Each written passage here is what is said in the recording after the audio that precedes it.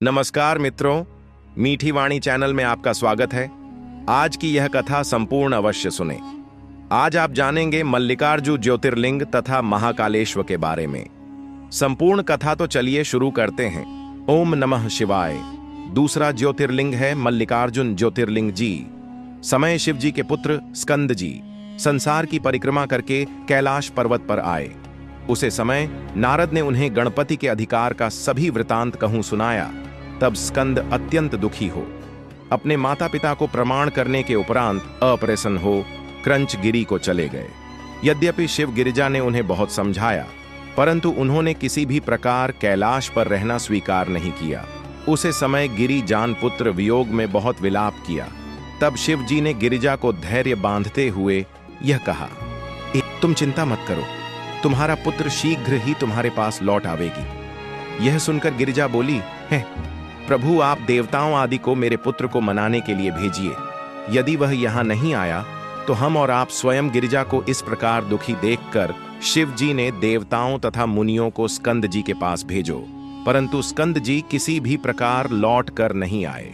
जब यह समाचार शिव गिरिजा को मिला तो वे पुत्र वियोग से व्याकुल हो स्वयं ही उनके पास चल दिए।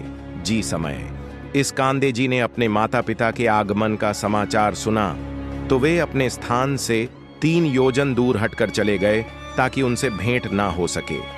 स्कंद जी के ऐसे हैं को देखकर शिव गिरिजा भी उनके पास नहीं गए और ज्योतिरप होकर इस स्थान पर स्थित हो गए। वही ज्योतिर्लिंग मल्लिकार्जुन के नाम से संसार में प्रसिद्ध है। प्रत्येक परमेश्वर गिरिजा अपने पुत्र से भेंट करने हेतु उस स्थान पर जाया करते हैं। प्रत्येक 15 दिन शिवजी तथा प्रत्येक पूर्णमासी को गिरिजा वहां आई हैं, परंतु उन दोनों में से कोई वहां सदैव के लिए नहीं ठहरता। आखिर मल्लिकार्जुन शिवलिंग 12 ज्योतिर्लिंगों में से दूसरा है। उसके दर्शन करने से सब प्रकार के आनंद प्राप्त होते हैं। उसकी महिमा तीनों लोकन में प्रकट है। इस कथा को पढ़ने सुनने से भी सब प्रकार का आनंद प्राप्त होता है। ओम नमः शिवाय। तीसरा ज्योतिर्लिंग है महाकालेश्वर। उज्जैन नगरी में एक शिव भक्ति ब्राह्मण रहा करता था। वह सदैव भस्म धारण करता, रुद्राक्ष पहनता, शिव जी के नाम का स्मरण करता तथा उन्हें की निष्काम भक्ति में संलग्न रहता था। उसे ब्राह्मण के 4 पुत्र थे, जिनके नाम इस प्रकार हैं, देवप्रिया, प्रेमेवा, सुकरात तथा धर्मवादी। यह चारों लड़के परम भक्त थे। उन्हीं दिनों दूषण नामक एक असुर अत्यंत बलवान तथा तीनों लोकों को दुख देने वाला उत्पन्न हुआ। वह अपनी पत्नी सहित रत्नमालगिरी पर निवास करता था। उसने ब्रह्मा जी तपस्या करके अपार बलशाली होने का वरदान प्राप्त किया। तदुपरांत उसने अत्यंत अहंकार में भरकर सभी देवताओं को जीत लिया और इस पर्वत पर रहकर तीनों लोकों पर राज्य करने लगा। उसने सब धर्म मिटाकर अनेक प्रकार के पाप फैलाए तथा देवता आर्षि मुनि ब्रह्मा जी के पास आकर इस प्रकार कहने लगे, है ब्रह्मा, आप इस दैत्य से हमारी रक्षा करने का उपाय करें। तब ब्रह्मा जी ने उन्हें संबोधित करते हुए कहा, है देवताओं, मैंने उस दैत्य को वर दिया है, मैं तो उसका अपकार नहीं करूंगा।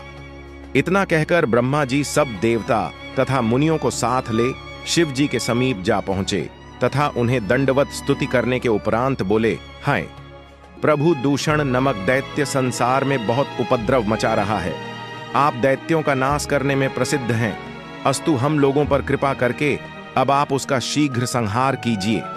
इस प्रार्थना को सुनकर शिव जी ने कहा है, देवताओं, तुम लोग अपने अपने स्थान को लौट जाओ, हम उसे दैत्य का नाश कर देंगे। जब वह दैत्य हमारे उज्जैनी निवासी भक्ति ब्राह्मण तथा उसके पुत्रों को कष्ट पहुंचाएगा, तब हम उसे मार डालेंगे।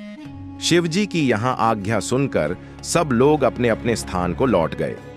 कुछ समय बाद शिवजी की माया से दूषण के मन में यह विचार उत्पन्न हुआ कि मुझे शिव भक्तों तथा देवताओं को दुख पहुंचाना चाहिए।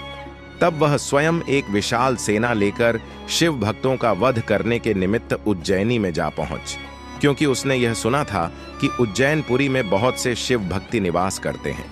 वहां पहुंचकर उसने पुरी को चारों ओर से घेर लिया तथा सब लोगों को दुख पहुंचाना आरंभ कर दिया। उसके उपद्रवों को देखकर जब लोग व्याकुल हो अपना घर छोड़कर बाहर भागने लगे तो दैत्य ने उन्हें पकड़ DDH के मार डाला। उस दैत्य के उपद्रवों को देखकर भी शिव जी के भक्ति अपने स्थान से हटकर बाहर नहीं निकले, क्योंकि उन्हें यह विश्वास था कि शिव जी हमारी सहायता एवं रक्षा करेंगे। यह देखकर वह दैत्य शिव भक्तों के स्थान पर पहुंचकर उन्हें मार डालने के लिए अपने दैत्य सेना को आज्ञा देने लगा। शिव जी के भक्तों को उसे समय भी कोई चिंता नहीं हुई। तब शिव जी वे यह चरित्र किया कि जिस स्थान पर शिव भक्ति ब्राह्मण बैठे हुए पार्थिव पूजन कर रहे थे, उसके चारों ओर की पृथ्वी अचानक ही फूट गई और वहां एक भारी घड़ा हो गया। उसे समय पृथ्वी फटने से ऐसा महाभयानक शब्द हुआ जिसको सुनकर तीनों लोग कांप गए। उसे दृश्य को देखकर भी दूषण को कोई चिंता नहीं हुई और वह गद्दे के भीतर घुसकर ब्राह्मण के पास जा पहुंचा। उस समय शिव जी वहां प्रकट हो गए और अत्यंत क्रोध में भरकर दूषण से इस प्रकार कहने लगे, अरे मूर्ख, हम अपने भक्तों के रक्षक, हम महाकाल हैं, इसलिए उचित है कि अब अपने पांव आगे मत बढ़ा। शिव जी के मुख से यह वचन सुनकर भी जब वह दैत्य नहीं माना और कुछ आगे को बढ़ा, तो इस समय शिवाजी ने एक जोर की हुंकार भरी जिससे वहां भयानक अग्नि प्रकट हुई। दूषण अपने साथियों सहित उसे अग्नि में जलकर भस्म हो गया। उसे समय शिव जी के दर्शन पाकर ब्राह्मण अपने चारों पुत्रों सहित अत्यंत प्रसन्न हो स्तुति करने लगा। देवताओं ने दुंदुभी बजाई तथा आकाश से पुष्प वर्षा हुई। सब लोग उच्च स्वर से शिव जी की स्तुति करने लगे। प्रांत उसे ब्राह्मण ने शिवाजी की प्रार्थना करते हुए यह कहा है, प्रभु, आपने यहां प्रकट होकर अपने भक्तों को कृतार्थ कर दिया। संसार के लिए आप इसी महाकाल के नाम से संसार में प्रसिद्ध हो और आपकी पूजा करने वाले अपने सभी मनोरथों को प्राप्त किया करें। ब्राह्मण की इस प्रार्थना को शिवाजी ने स्वीकार कर लिया। तब वे ब्राह्मण द्वारा स्थापित लिंग मूर्ति में अपने पूर्णांश द्वारा महाकाल नाम से स्थित हुए।